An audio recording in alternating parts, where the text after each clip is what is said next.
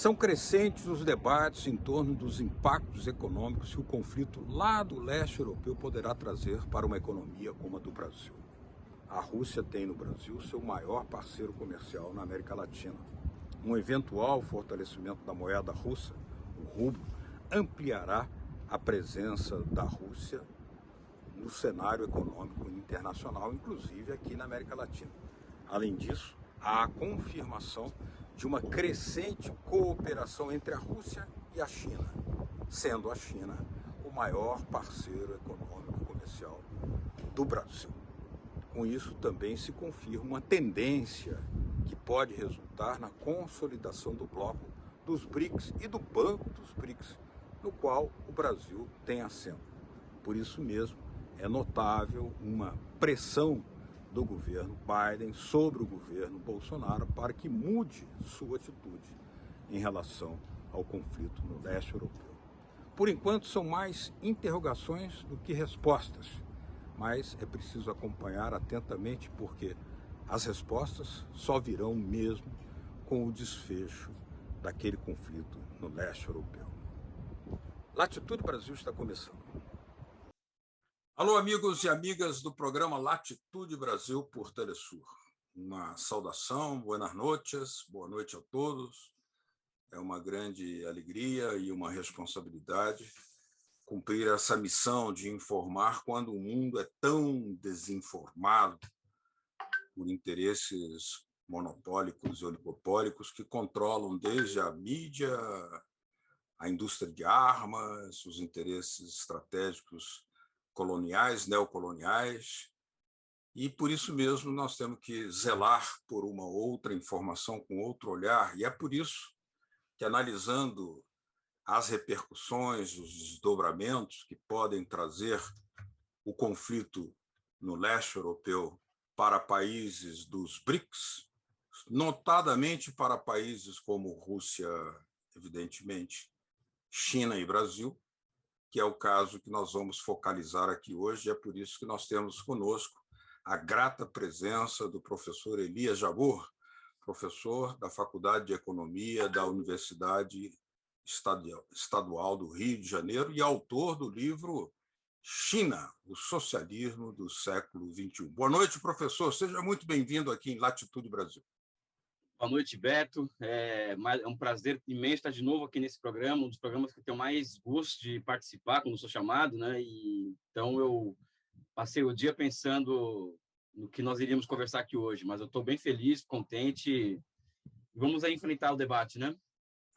É uma questão muito nova, né? Porque muito mais do que um problema localizado ali no leste europeu, ele tem ramificações e ele sinaliza muito mais para uma mudança de época.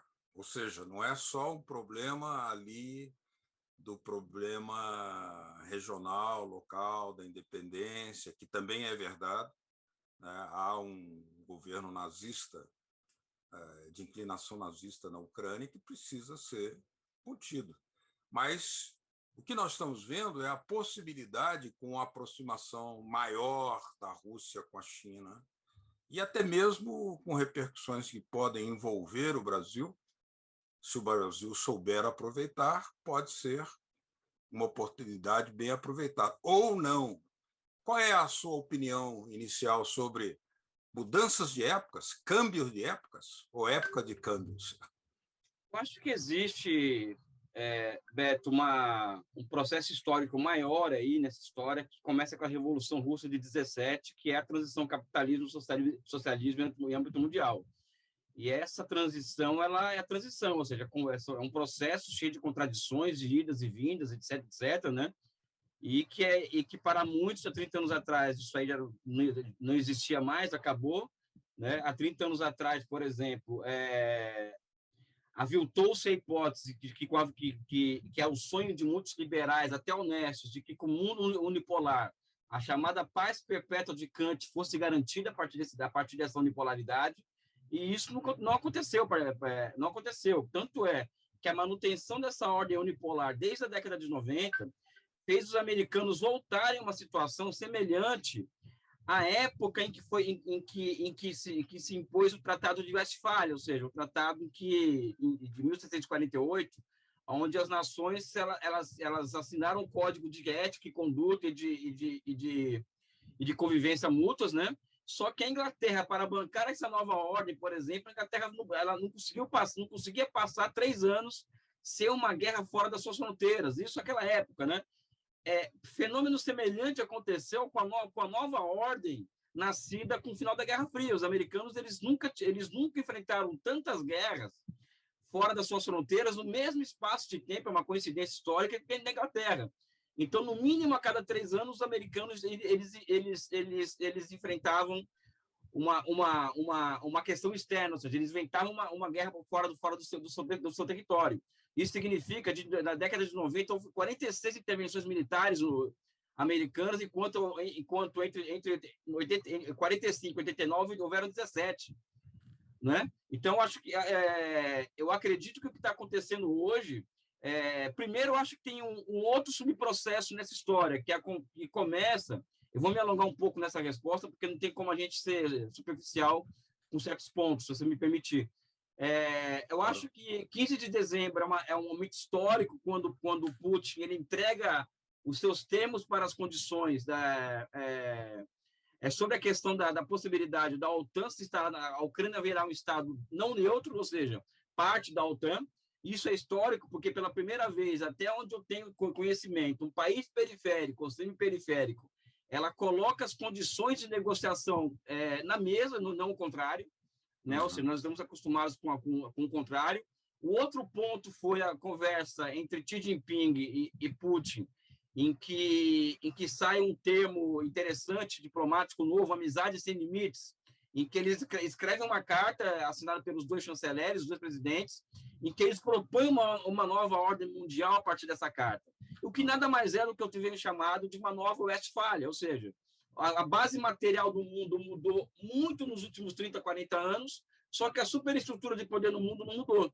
Né? Então, a multipolaridade ela é uma necessidade histórica diante da mudança de base material do mundo. Né? Então, o que acontece? Quando essa mudança, essa desarmonia entre base material e superestrutura ela persiste durante muito tempo, né? A tendência ao desafio militar por parte de quem está sofrendo ela é iminente. Então, o que acontece também hoje a Rússia inaugura um desafio militar, ou seja, uma coisa nós sermos desafiados na retórica, ou a partir de acordos comerciais, a partir de formação de blocos econômicos, de BRICS. Outra coisa é você desafiar a ordem internacional militarmente, que é isso que está acontecendo hoje na Ucrânia. Não é uma questão somente de Ucrânia. O que está acontecendo ali é uma contestação militar à ordem liberal aprofundada com o final da Guerra Fria. Né? E evidentemente que o desdobramento desses últimos 20 dias, que na minha opinião está sendo não é torcida organizada, né? A estratégia que o Putin está adotando na Ucrânia chega a ser genial, porque está avançando de forma lenta, gradual e segura, para criando condições de negociações favoráveis a ele mesmo, né? E o Ocidente não conta, por exemplo, não contava com a astúcia do Putin, ou seja, o Biden dobrou a aposta, né? E o Biden está se vendo numa situação em que ele tem que lançar mão, por exemplo, de armas que somente impérios decadentes são capazes de lançar mão. Ou seja, se os americanos são o país mais maravilhoso do mundo, os seus valores são universais, por que ele tem que apelar às sanções econômicas e às sanções econômicas para enquadrar outros países? Exato. Então, existe essa questão da decadência moral do imperialismo norte-americano. Em outros campos, eu não acredito muito em decadência, a gente pode discutir mais isso, né? Mas existe, sim, uma mudança, um paradigma novo surgindo, né? E esse paradigma novo surgindo passa pela união entre China e Rússia, uma amizade sem limites, né? Eu vejo dessa forma, inclusive. Né? Muito bem. Né? Nesse panorama bastante complexo e amplo, surge com muita visibilidade que o Ocidente capitalista já está percebendo que não tem o monopólio das iniciativas. Ou seja, a iniciativa não veio dele, a iniciativa vem pela forma militar, evidentemente, porque a diplomacia, em 8 anos, fracassou, porque a Alemanha e França, por exemplo, se negaram a cumprir os acordos de Minsk, e a OTAN também insuflou a Ucrânia a não cumpri-los, né? Nesse sentido, a essa vinculação financeira, econômica, energética, monetária entre cada vez mais Rússia e China, cria um ambiente em que Índia, África do Sul e Brasil poderão ter que reposicionar suas estratégias, ainda que tenhamos, no caso brasileiro, um governo praticamente acéfalo para ter medidas soberanas. Mas o que nós poderíamos dizer a partir desse novo paradigma? Eu acho que eu acredito que esse processo que você coloca, Beto, já estava em andamento e se acelera, ou seja, a integração financeira da Rússia com a China, e de países, entre aspas, né, de menor porte, como Coreia Popular, como Venezuela, como Cuba. Cuba, por exemplo, entrou na nova Rota da Seda, e existe uma cláusula ali que contempla uma integração financeira entre Cuba e China, ou seja, isso seria o fim do bloqueio, entre aspas, né, nesse sentido. A gente, às vezes, tem que olhar as minúcias de um acordo para poder entender a profundidade de cada acordo que é feito. Agora, o que me causou surpresa nos últimos dias, né, é o caso, por exemplo, de que os americanos estão errando tanto na política, ou seja, já foi a época que os americanos eles foram dotados de grandes estadistas e de grandes estrategistas por trás desses estadistas, né? Ou seja, não tem mais o Nixon na jogada, não tem mais o Reagan na jogada, por mais que a gente não goste deles, nós temos que reconhecer que foram figuras que tinham um pragmatismo político e um realismo político muito grande, apesar do reacionarismo deles, e eram assessorados pela fina flor da inteligência conservadora norte-americana, né? Ou seja, um cara como o Henry Kissinger, por exemplo, ele nunca apoiaria o que os Estados Unidos estão fazendo na Ucrânia. Aliás, ele escreveu sobre isso em 2015. Escreveu um artigo sobre isso, escreveu. Então, um ponto de análise que é interessante se observar para entender alguns lances, né, como diz aqui no linguajar futebolístico, é o fato dos americanos, desde a década de 90, terem trocado a política pela ideologia, né, no âmbito das relações internacionais, e essa mudança se aprofunda após o 11 de setembro. E, cara, quando a gente faz isso, quando nós trocamos a política pela ideologia, isso é o começo do fim, em certa medida. Ou seja, a ideologia é uma questão de princípios. E nós não fazemos política colocando princípios à mesa, né? Ao contrário, né? Os princípios é outra coisa, não é? Claro. Então, por exemplo, quando os americanos se veem numa situação em que o próprio Biden tem que ligar diretamente para o presidente Nicolás Maduro e para o presidente do Irã para tratar, vamos dizer assim, de possibilidade deles serem provedores de petróleo aos Estados Unidos, isso é de uma loucura tão grande, porque que levou ao desagrado do seu principal amigo no Oriente, dos dois principais amigos dos Estados Unidos no Oriente Médio, que é Israel e a Arábia Saudita. Então, semana passada, o primeiro-ministro de Israel esteve em Moscou e a Arábia Saudita, ela como praticamente uma declaração de guerra aos Estados Unidos, ela topa trocar petróleo, comercializar petróleo por yuan na China, com os chineses. Então, isso não é pouca coisa, né? Isso então, aí seria questionar o fundamento do petrodólar. Não, isso na medida o Saddam Hussein ele decretou a morte dele quando ele começou a vender petróleo por euro, ou seja, quando ele exatamente. Gaddafi também. Então, se os americanos o movimento que eu acho que pode começar, eu sou muito conservador com esse tipo de análise, porque a gente está colocando muita vontade nossa na frente da realidade, ou seja, o dólar ainda corresponde por 85% das transações internacionais. Sim. E o yuan chinês só 2,5%, ou seja, é nada. Né? Mas existe, sim, uma tendência, na minha opinião, de longo prazo, em que essa hegemonia financeira norte-americana vai começar a ser colocada em questão. E eu acredito que é nesse momento que o mundo vai entrar agora em um momento de caos sistêmico, ou seja, o imperialismo, diante da sua decadência, vai espalhar fogo pelo mundo, ou seja, que ninguém está com brincadeira, né? Principalmente aqueles caras, né? Enfim, e o Brasil nessa história, Beto, eu acho que nós temos eu acho que O Itamaraty está com posições muito boas, o Bolsonaro praticamente terceirizou, graças a Deus, né? Se ele existe, a política externa para o Itamaraty, então tomou posições interessantes. Uhum. E agora é o seguinte, né? Vai ter uma batalha pela nação brasileira em outubro, que essa sim vai decidir muitos rumos, inclusive acredito que quem acha que quem não conseguir relacionar as eleições brasileiras com o que está acontecendo na Ucrânia não entendeu absolutamente nada. Muito interessante, muito interessante. Sabe? Nós vamos aprofundar esse ponto de vista logo no segundo bloco aqui, nessa conversa que estamos tendo com o professor Elias Jabbour, professor da Faculdade de Economia da UERJ, Universidade Estadual do Rio de Janeiro, e autor do livro China, o Socialismo do Século XXI.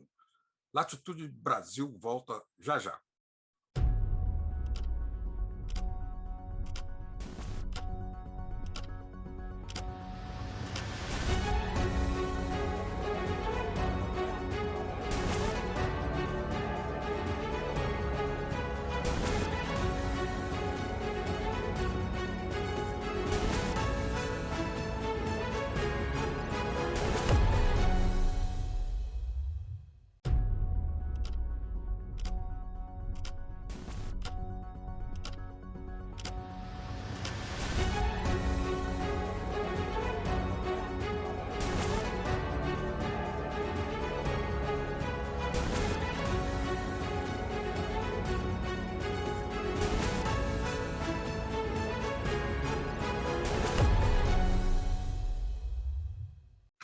Latitude Brasil está de volta, hoje dialogando com o professor Elias Jabbour, professor do Departamento da Faculdade de Economia da Universidade Estadual do Rio de Janeiro e também autor do livro China, o Socialismo do Século XXI. Nós estávamos falando que surgem oportunidades inesperadas a partir de situações que, nesse mundo interligado, sinalizam que há uma mudança muito maior do que um problema localizado no leste europeu.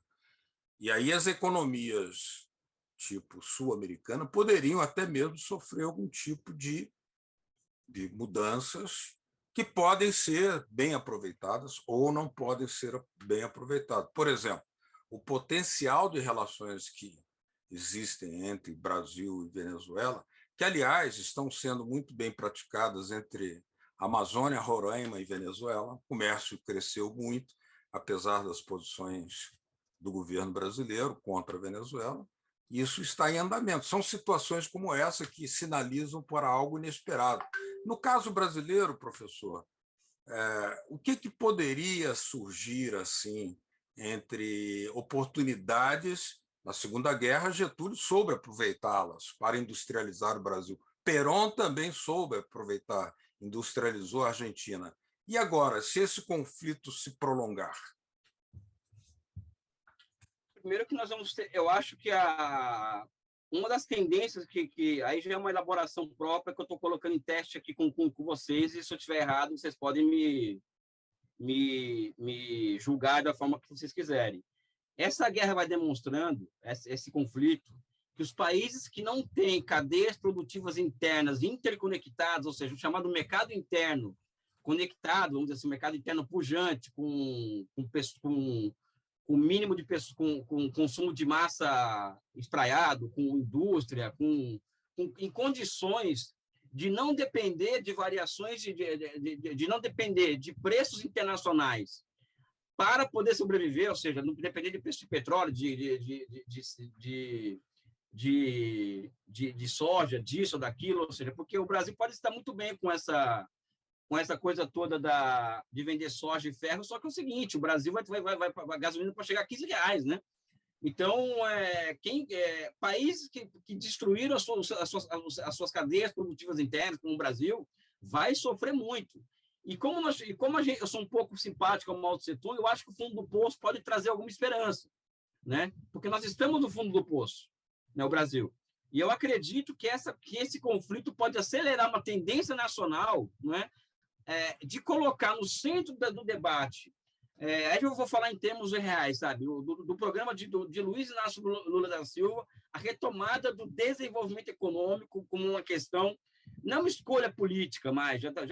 Uma coisa é você fazer uma escolha política, como o Getúlio fez e tal, uma escolha. Hoje o Brasil retomar o seu desenvolvimento é uma questão existencial para nós.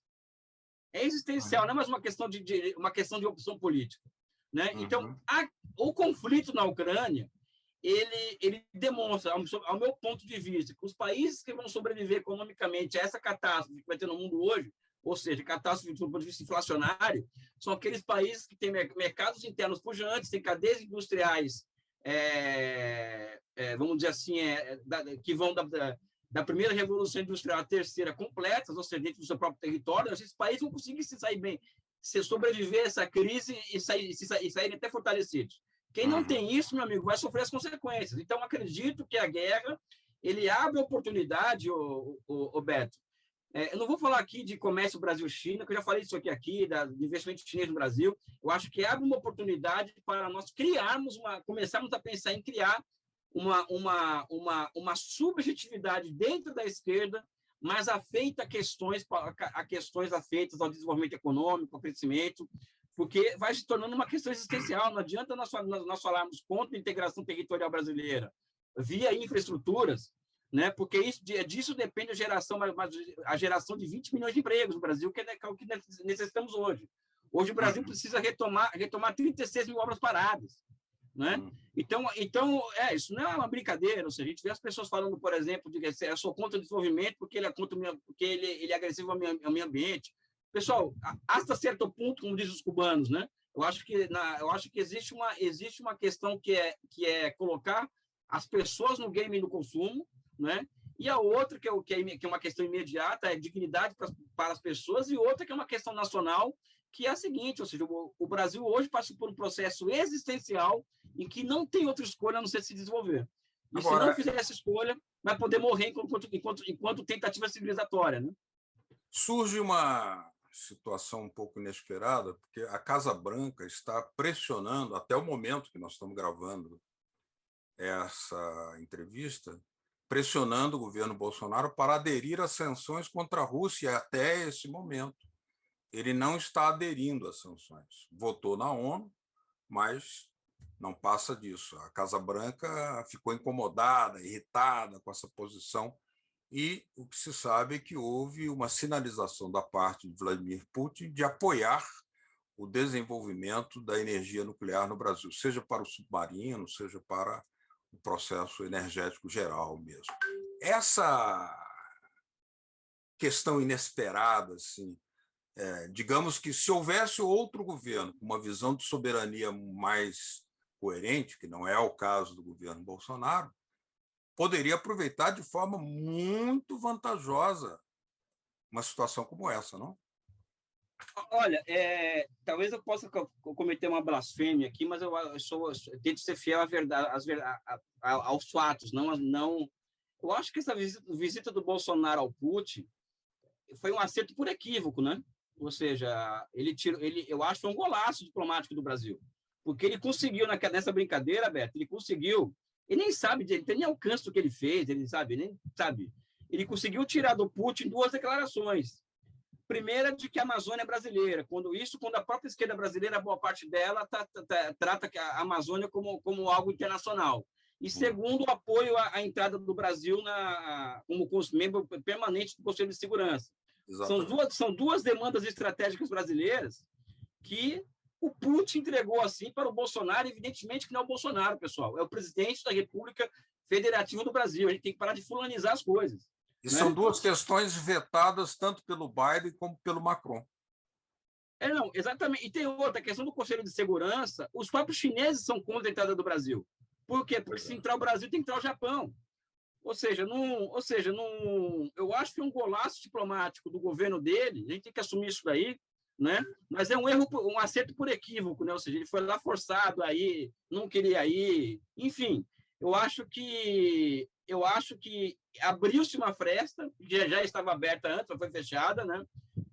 De uma cooperação entre Brasil e Rússia, e nos mais variados campos de atividade, principalmente na retomada da nossa indústria de defesa. Aí é uma questão que o próximo governo de caráter patriótico vai ter que levar isso muito em consideração, dentro dessa totalidade que eu chamo de questão existencial brasileira, né? Agora, o que está ficando claro, última pergunta, mais rapidinha, por favor, porque ficou claro que o mundo não é para meigos, que a diplomacia tem, evidentemente, limites, que tem gente que acredita idealisticamente que a diplomacia pode tudo, e que uma mudança de épocas não se faz sem solavancos. E isso pode, no caso de um país do porte do Brasil, né, que faz parte do Banco dos BRICS, inclusive com a aproximação financeira da Rússia com a China, por causa das sanções do capitalismo ocidental, poderia levar ao Banco dos BRICS ser mais robusto, e o Brasil está dentro desse centro de decisões. Pode aproveitar ou não aproveitar a seu favor. Como vê? Não, a sua pergunta foi... O problema de você ser entrevistado por pessoas inteligentes é porque muitas vezes elas perguntam e já respondem, né? E aí você respondeu, nós podemos aproveitar ou não, ou seja, porque o papel estratégico do Banco dos BRICS hoje, diante de tudo isso que está acontecendo, ele vai, por exemplo, vai se consolidar, aí que vem uma outra tendência, né? Vai se consolidar a superação da ordem financeira internacional criada pelo Tratado de Bretton Woods, que é centrado em duas grandes instituições, o FMI e o Banco Mundial. Né? Então, o Banco dos BRICS, por exemplo, e a China aparecendo como o maior supridor de crédito no mundo hoje, ele é um indício de superação dessa ordem financeira internacional. Né? Então, acredito que as possibilidades abertas são muitas, né? Mas no Brasil nós vivemos um déficit de pensamento estratégico muito grande que atinge todo o espectro político nacional. Não é um privilégio da direita, mas do nosso campo também existe esse déficit de pensamento estratégico, né? Que nós aqui humildemente tentamos suprir na medida do possível, né? Muito bem. Professor Elias Jabbour, professor da Faculdade de Economia da UERJ, no Rio de Janeiro, e autor do livro China, o Socialismo do Século XXI. Muito obrigado, muitas graças por a sua presença aqui esclarecedora no Latitude Brasil. Até a próxima, as portas estão sempre abertas. Cara, obrigado, estou feliz aqui de ter trocado ideia, colocado algumas ideias minhas à prova, né? E eu já estou me autoconvidando para voltar, com certeza.